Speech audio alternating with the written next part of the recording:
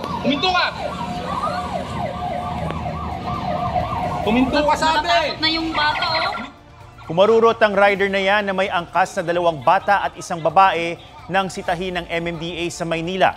Buwis buhay din itong nagpa-zigzag-zigzag sa iba pang sasakyan para makatakas. Nang makorner, kumaripas ng takbo ang rider at iniwan ng mag-inang angkas. Nang mahuli, agad pinusasan ang suspect. Panayang hingi nito ng tawad, natakot lang daw siya dahil wala siyang dalang lisensya. Bukod dyan, wala ring helmet ang mga sakay niya at sobra-sobra pa ang angkas. Git naman ng rider na takot lang siya, kaya siya tumakas.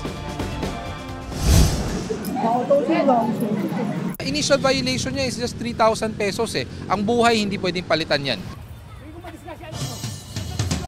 Mga kapuso, alamin ang State of the Nation.